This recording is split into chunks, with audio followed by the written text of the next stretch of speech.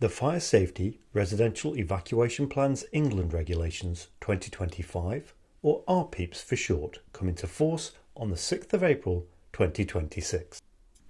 The regulations are designed to improve evacuation arrangements in certain residential buildings for people who may need support to leave their building during a fire.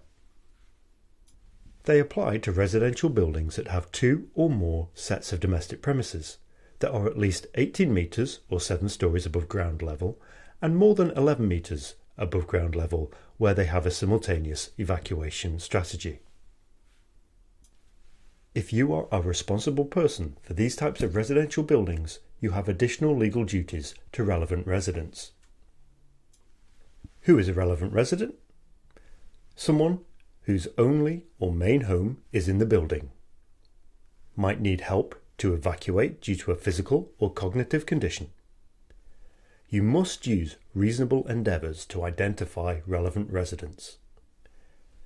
They have the right not to take part or withdraw consent at any stage. They also have a right to appoint a trusted person to act on their behalf. A person-centred fire risk assessment must consider how the resident's condition may compromise their ability to evacuate without help in the event of a fire, whether anything about the building makes evacuation without help more difficult. Relevant residents must be offered a person-centred fire risk assessment, and it must be undertaken if they consent. The person-centred fire risk assessment can inform discussions about any reasonable and proportionate measures or adaptations that would support the relevant resident to evacuate without help. Costs could fall to the responsible person, the relevant resident, or all residents in the building if that benefits everybody.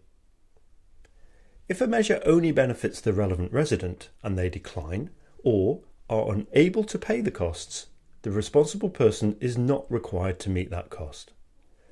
The assessment helps inform how they will evacuate the building in the event of a fire. Agree and record the approach in an emergency evacuation statement and share a copy with each relevant resident. The information must be reviewed at least every 12 months. The responsible person must share prescribed information with the Fire and Rescue Service with the consent of the relevant resident. The information would be the flat number, the floor number, a basic indication of the help that might be needed, and whether the emergency evacuation statement exists. You will need to find out how your local fire and rescue service want to receive the prescribed information. They will want it either digitally or in your building's secure information box. As part of the regulations, a building emergency evacuation plan must be made and shared with the Fire and Rescue Service.